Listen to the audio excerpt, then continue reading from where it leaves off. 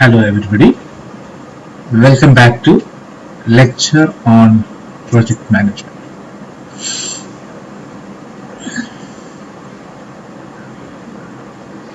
Today our subtopic for project management, it's about the Henry Fayol's principles of management. It is also known as principles of management, or it is Fayol's principles of management. Henry Fayol, a French mining engineer, lived between 1841 and 1925. Because of his long experience with his organization, he has given these management principles. His experience through the organization gave rise to the principles of management. Though it's 100 years old, still this is considered to be the modern management theory, and almost all these theories, management theories, are based upon Henry Fayol. We have got 14 management principles. The first principle, it talks about division of work. What do you mean by division of work? Dividing the full work of an organization among individuals and creating department is called division of work. The organization is completely divided into specialized department, the accounts department, finance department, engineering department, management division. Like that, the department is divided, and that is what we call it as the division of work. Balancing of authority and responsibility. We have already seen what is the meaning of authority and responsibility.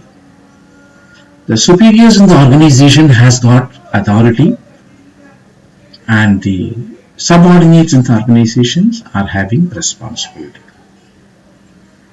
According to Henry Fayol, there should be always a balance between the authority and the responsibility.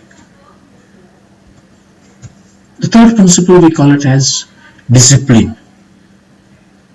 Discipline, it means the respect of rules and regulations of an organization. While we are working in an organization, we should know what are the rules and regulations to be followed by the employees in the organization. We may call it as self-discipline also. To establish the discipline, definitely good supervision and impartial judgments are required. Fourth principle is unity of command. According to this principle, a subordinate must have received orders from only one superior. The subordinate must report to the superior. That means only one superior for the subordinates. Unity of direction. There is one head and one plan for a group of activities with the same objective.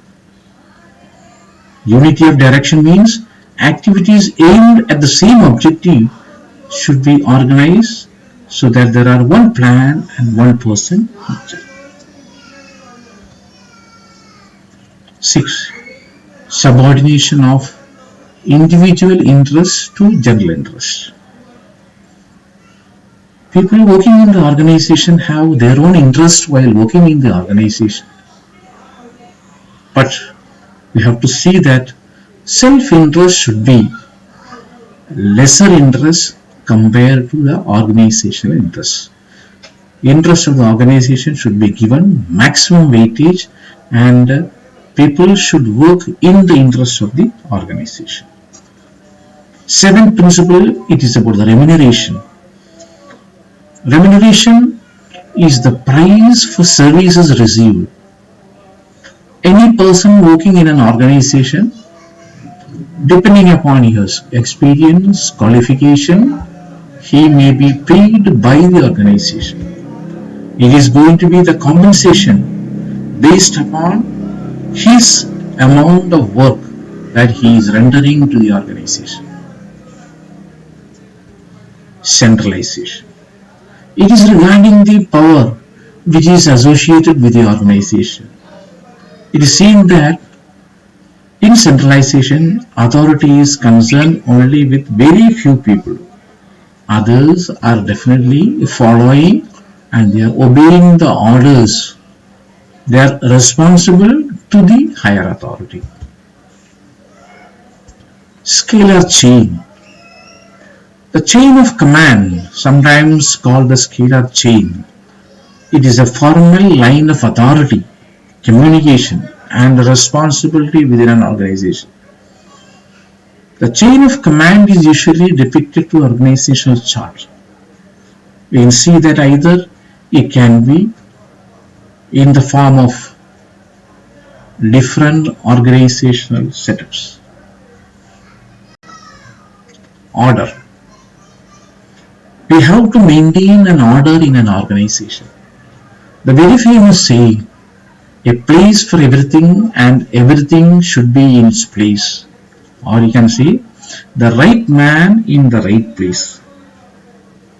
There should be an order for material things and people in the organization. Order for the things is called material order, and order for the people is called social order. A place for everything and everything in its place. Principle number 11. While dealing with the employees, the manager should use kindness and justice towards the employees equally. If it is a combination of kindness and justice, it creates loyalty and devotion in the employees towards the organization. The equity principle suggests that the managers must be kind as well as equally fair to their subordinates.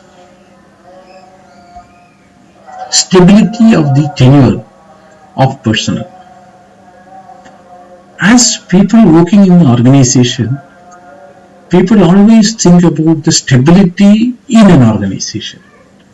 That means how long the people can work in the organization. Simple change from time to time, it's going to be a difficult thing for an employee. An employee needs time to learn his job and become efficient. The employee should have a job security because instability leads to inefficiency. It's seen that successful firms usually had a stable group of employees. Principle number 30. Initiative. Without limits of authority and discipline, all levels of staff should be encouraged to show their initiative. The people working in the organization, they should encourage so that they will come out with initiatives. They should encourage the employees to make their own plans and to execute these plans. This is because an initiative gives satisfaction to the employees and it brings success to the organization. And to the last, the 14th principle, we call it as esprit de corps, or the simple English, it is going to be unity strength. Team spirit. Therefore, the management should create unity, cooperation, self-spirit among the employees. They should avoid dividing and rule policy. Harmony, cohesion should be there among the personnel. It's a great source of strength in the organization that people work in the organization and they are working together so that there is going to be success being achieved. Though These are the principles of management. These are the principles while working in the organization he has developed and is being approved as the Fayol's principles of management. And as on today also, Henry Fayol is considered to be the father of scientific management. Though the principles are of about 100 years old, as on today also, so each and every principle is being taken and it is applied with the scientific background in every organization. Thank you very much.